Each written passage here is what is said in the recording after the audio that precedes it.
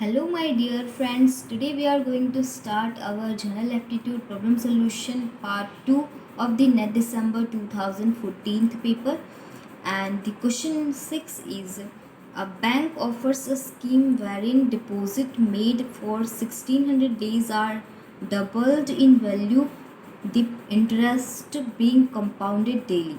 The interest accrued on a deposit of rupees 1000 over the first 400 days would be rupees, so would be what rupees. Okay, so friends यहाँ पे हमें क्या करना है, हमें principal जो है वो P is equals to 1000 rupees given है and n is equals to 1600 days हमें गिवन है. ओके, सो कंपाउंड इंटरेस्ट का जो फॉर्मूला होता है वो क्या होता है, e is equals to p into 1 plus r by 100 raise to n. So here n a is the amount which is equals to double of the principal. Okay, so principal amount का double जो होता है वो amount होता है. ठीक है, and p वही. Okay, 1 plus r is the rate and n is the 1600.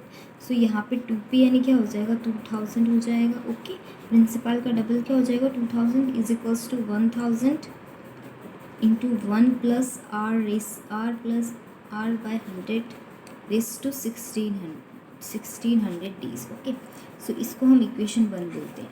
लेकिन हमें क्या गिवन है कि मतलब हर 400 दिन पे वो जो है 1000 रुपये मतलब दे रहे हैं, मतलब प्रिंसिपल अमाउंट जो है वो हर डिपॉजिट कर रहे हैं. ठीक है, ऑफ मतलब हर 400 दिनों पे हम लोग 1000 रुपये का डिपॉजिट हो रहा है. तो इसके लिए जो अमाउंट है वो हमें नहीं गिवन है, तो उसको हम x बोल देते हैं. और जो प्रिंसिपल है वो 1000 है and 1 plus r by 100 raise to 400, क्योंकि यहाँ पे अभी n हमें 400 लेना है. अब हम क्या कर रहे हैं, अगर हमें इसका इक्वेट करना है 1600 के जितना करना है, तो इसका हमें मतलब हमें मतलब 4 पावर करना पड़ेगा. So x raise to 4 is equals to 1000 raise to 4 into 1 plus r by 100 raise to 1600 हो गया. ओके, इक्वेशन 2 बोला मैंने इसको. अब मैं क्या कर रही हूँ, इक्वेशन 2 को इक्वेशन 1 से डिवाइड कर देते हैं. तो x raise to 4 divide by 2000 is equals to 1000 raise to 4 divide by 1000 into, अब इसको इससे डिवाइड करेंगे तो ये 1 हो जाएगा. सो इसको नहीं लिख रहे हैं. x raise to 4 is equals to क्या हो जाएगा फ्रेंड्स, ये 1000 रेस टू 3 हो गया और ये 2000 है. सो 2000 यहाँ आएगा 2 और 10 रेस टू 3 और ये 10 रेस टू 3, 1000 रेस टू 3 क्या हो गया, 9 हो गया. और 9 इंटू 10 रेस टू 3 क्या हो गया, 10 रेस टू 12 हो गया friends.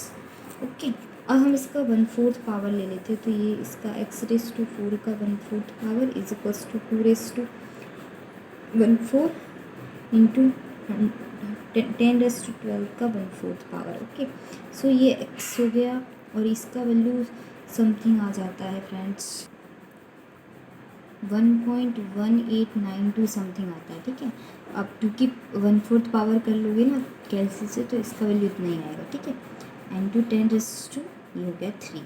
Okay, x is equals to भी क्या हो गया, 10 रेस टू 3 का मल्टीप्लाई कर दीजिए इधर, तो 1189.2. Okay rupees. सो ये मतलब अमाउंट मिल गया. ठीक है, अब अमाउंट मिल गया तो इंटरेस्ट हमें फाइंड आउट करना था. तो इंटरेस्ट इज इक्वल्स टू क्या होता है, interest is equals to amount minus principal, amount minus principal.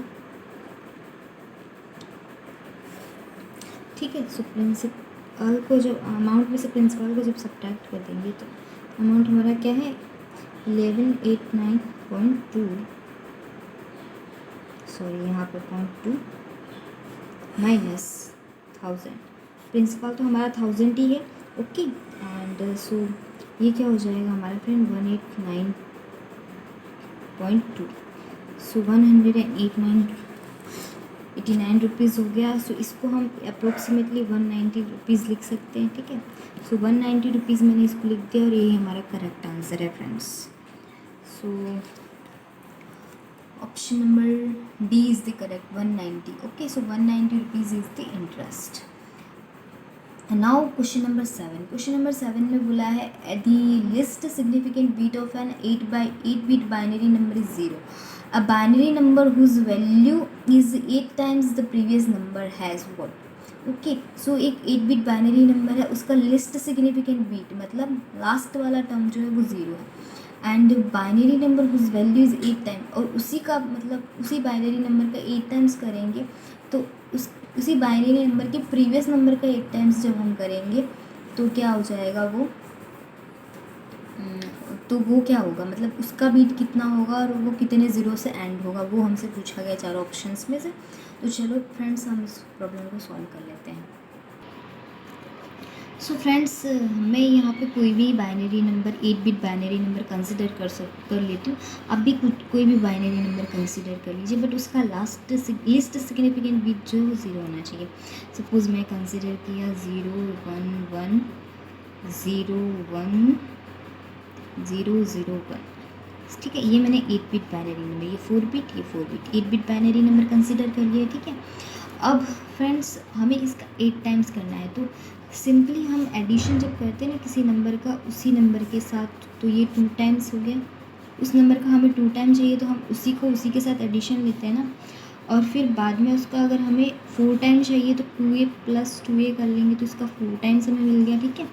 अब फिर बाद में हम 4a + 4a कर लेते हैं एडिशन सिंपली, तो हमें 8a, यानी कि ये जो पहले नंबर हमने जो कंसिडर किया था उसका हमें 8 टाइम्स मिल गया। ये कितने स्टेप्स में मिला है, first step, 2 step, third step, second step and third step. So 3 steps में हमें क्या मिल रहा है फ्रेंड्स, इसका 8 टाइम्स मिल रहा है किसी नंबर का।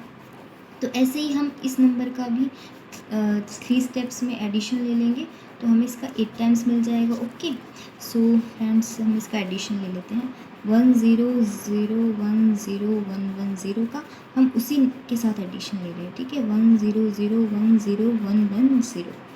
सो फ्रेंड जैसा कि हम जानते हैं कि बाइनरी एडिशन में क्या होता है, 0 + 0 = 0 होता है एंड 1 + 1 = 1 0 होता है। एंड अगर 1 आ जाता है जैसे कि 1 + 1 + 1, तो ये क्या हो जाता है 11 हो जाता है, क्योंकि हमारा 1 + 1 10 हो जाता है एंड 10 + 1 क्या हो जाता है 11। ओके,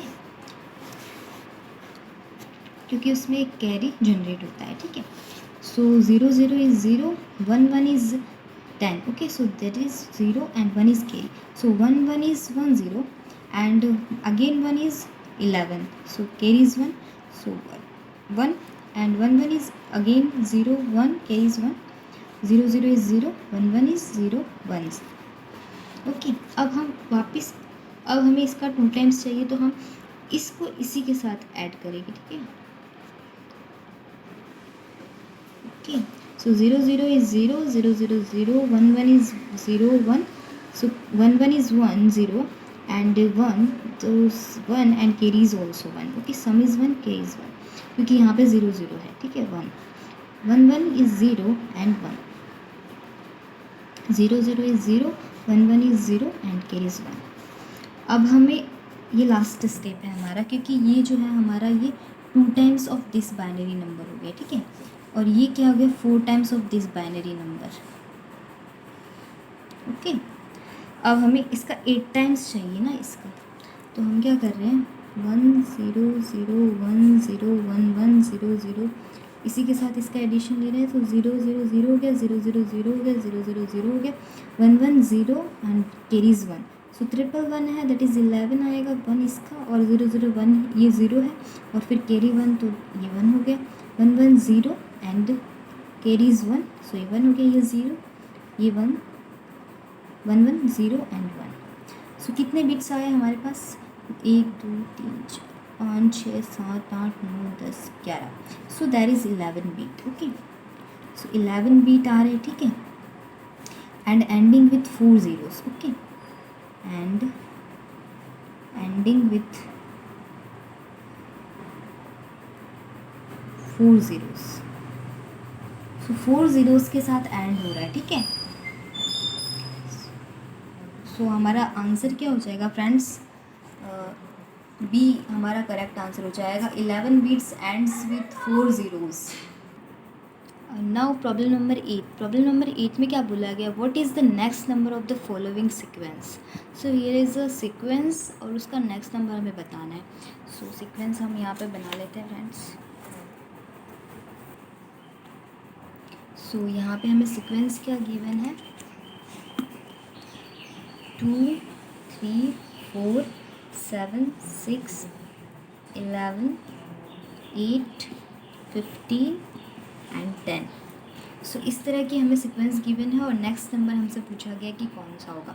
सो फ्रेंड्स ये अनइवन सीरीज़ है, जैसे कि इसका डिफरेंस आप ले लीजिए तो इसका कॉन्जिक्यूटिव डिफरेंस क्या आता है, 1 आता है। इसका भी 1 है बट यहाँ पे 3 आ रहा है, यहाँ पे वापस 1, यहाँ पे फिर 5, ऐसे करके मतलब अनइवन, मतलब पर्टिकुलर डिफरेंस नहीं है। सो हम क्या कर रहे हैं, इवन नंबर टर्म्स को एक साइड कर लेते हैं और ओड नंबर टर्म्स को एक साइड कर लेते हैं। सो 2 4 6 8 एंड 10 ये इवन नंबर्स हो गए और यहाँ पे से ओड नंबर्स क्या आ रहे हैं, 3 7 11 15 एंड नेक्स्ट नंबर हमसे पूछा गया कि क्या है, ठीक है। सो फ्रेंड्स यहाँ पे आप देख लीजिए इवन नंबर की सीरीज़ बन रही है ये, और ये ओड नंबर्स की सीरीज़ बन रही है। तो यहाँ पे डिफरेंस कितना आ रहा है, 2, यहाँ पे भी 2, यहाँ पे भी 2, यहाँ पे भी 2। सो कॉन्जिक्यूटिव डिफरेंस जो है वो 2 आ रहा है। और ओड नंबर की सीरीज़ में 7 - 3 is 4 and 11 - 7 is 4 and 15 - 11 is 4। सो यहाँ पे कॉन्जिक्यूटिव डिफरेंस 4 आ रहा है फ्रेंड्स। सो हमसे बोला गया है कि नेक्स्ट नंबर क्या होगा।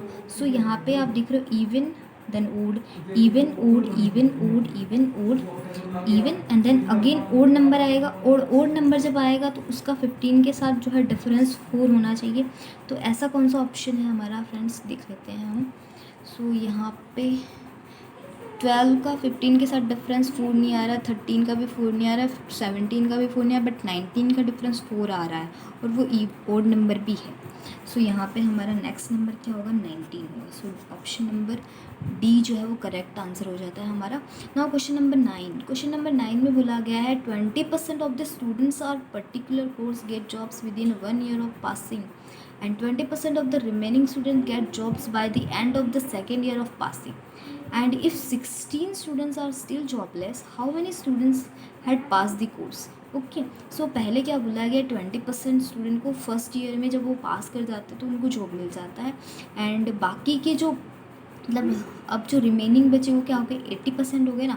सो 80 का मतलब 20% बोला है कि मतलब उसमें से जो रिमेनिंग स्टूडेंट वो सेकेंड ईयर में पास करते हैं और उनको जॉब मिलता है। एंड देन 16 स्टूडेंट्स ऐसे हैं जो स्टिल जॉबलेस है, यानी कि अभी भी उनको जॉब नहीं मिला है। तो how many students had pass the course. So total number of students हमें फाइंड आउट करना है। सो फ्रेंड्स हम अज्यूम कर सकते हैं, लेट अस कंसीडर कि जो टोटल नंबर ऑफ स्टूडेंट्स है वो x है, ठीक है। Total number of students is equals to x हमने अज्यूम कर लिया है। तो अभी हमें फर्स्ट केस क्या बोला गया कि 20% of the student passed and उनको जॉब भी मिल गया है फर्स्ट ईयर में, मतलब एक ही मतलब पहले ही साल में उन्होंने कोर्स को पास कर लिया और उनको मतलब जॉब मिल गई। तो वो स्टूडेंट कितने हैं, 20 divide by 100 into x. So x is a total number है, टोटल नंबर का 20% है और डिवाइड बाय 100 हम इसलिए करें क्योंकि हमें परसेंटेज रिमूव करना है यहाँ पे। एंड सेकेंड हमें क्या बोला गया है कि बाकी के जो 20% है that is x minus 20 by 100 into x.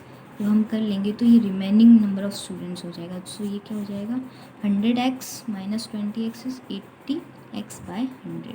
So this are the remaining student. And अब इसका हमें 20% निकालना है तो क्या होगा, 20 by 100 into 80x by 100। Okay and the third is we have 16 students still jobless. So इन तीनों का सम जो है वो x के इक्वल होगा. सो x is the total number of students and 20/100 into x is for first case, and for second case these are the number of students. So plus 20/100 into 80x/100 plus 16.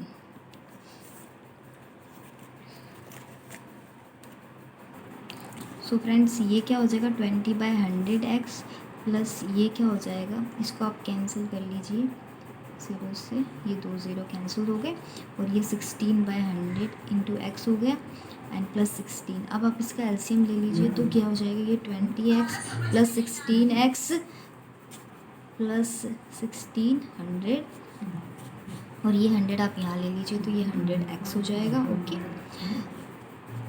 सो अब ये क्या हो जाएगा 20x plus 16x 36x और 36x को आप 100 में से सब्ट्रैक्ट करेंगे तो ये 64x आ जाएगा और यहाँ पे 1600 आ जाएगा. So x is equals to 1600 divide by 64 that is x is equals to 25. सो यहाँ पे 25 नंबर ऑफ स्टूडेंट्स है. Okay so option number C is the correct option, that is 25 number of the student had pass the course. Now question number 10. Question number 10 में बोला गया है rectangle of length d and breadth d/2 is revolved once completely around its length and once around its breadth. So the ratio of the volumes swept in the two cases is what? So पहले एक rectangle को उसकी length के around में revolve किया जाता है और बाद में उसको ब्रेथ के अराउंड में उसको रिवॉल्व किया जाता है. सो उसकी लेंथ जो है वो d है. सो ये एक रेक्टेंगल है, सपोज इसका जो लेंथ है वो d है और उसका ब्रेथ जो है वो b is equals to d/2 है. सो पहले इसको लेंथ के अराउंड में रिवॉल्व करते हैं. जब लेंथ के अराउंड में रिवॉल्व करेंगे तो ये सिलेंडर बनाएगा कुछ इस तरह से, ठीक है. सो इसका लेंथ क्या हो जाएगा l इज इक्वल्स टू, जब लेंथ के अराउंड में इसको रिवॉल्व करेंगे तो l is equals to d और इसका जो ब्रेड्थ है वो इसका पूरा डायामीटर हो जाएगा.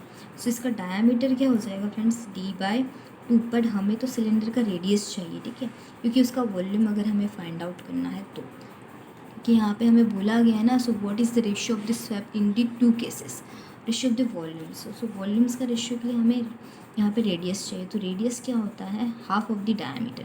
सो r इज़ d/2, यहाँ पे ये जो d डैश बोल देते हैं ये डायमीटर है, which is equals to d/2 का बाई 2 करेंगे तो d/4. सो यहाँ पे रेडियस जो है वो d/4 हो जाएगी एंड हाइट और वी कैन से l. तो यहाँ पे जो सिलेंडर है जो है अभी ये हॉरिजॉन्टल मतलब सिलेंडर है तो इसका लेंथ जो है वो लेंथ बोलेंगे. अगर यही सिलेंडर वर्टिकल पोजीशन में है तो उसका हाइट होता, वो जो उसका लेंथ होता वो उसका हाइट होता. सो यहाँ पे height equals to length equals to क्या है d है. ओके सो वॉल्यूम क्या हो जाएगा v1 is equals to pi r² h या फिर l होता है, ठीक है. सो पाई r² h यानी r का स्क्वायर यानी कि d/2 का स्क्वायर. सो d/4 का स्क्वायर, d/4 का स्क्वायर इंटू h यानी और l कितना है d है. ओके सो यहाँ पे क्या हो गया पाई d³/16. ओके सो वॉल्यूम 1 क्या आ गया पाई d³/16. अब ये जो रेक्टेंगल जो है वो अपनी ब्रेथ के अराउंड में रिवॉल्व जब होता है, सो ब्रेथ के अराउंड में जब रिवॉल्व होता है तो कुछ इस तरह का सिलेंडर बनाता है वो. ये मतलब ये रेक्टेंगल है और ये ब्रेथ के अराउंड में, तो तब इसका रेडियस कुछ ज़्यादा होता है, कुछ इस तरह का सिलेंडर बनाता है ये. ओके कुछ इस तरह का सिलेंडर बनाता है. तब इसकी जो ब्रेथ होती है मतलब यानी कि इसकी ब्रेथ जो है वो इसकी ब्रेथ के अराउंड में, तो इसकी हाइट जो है वो मतलब d/2 ही रहेगी, यानी कि ये d/2 ही रहेगी. मतलब लेंथ ब्रेथ के अराउंड में उसको रिवॉल्व किया जाता है तो ये ब्रेथ यानी कि उसकी ये जो हाइट है वो d/2 ही रहेगी, ठीक है. और ये जो है वो मतलब जो उसका डायमीटर जो है वो d हो जाएगा, यानी जो लेंथ जो है वो उसका डायमीटर हो जाएगा क्योंकि ब्रेथ के अराउंड में रिवॉल्व हो रहा है.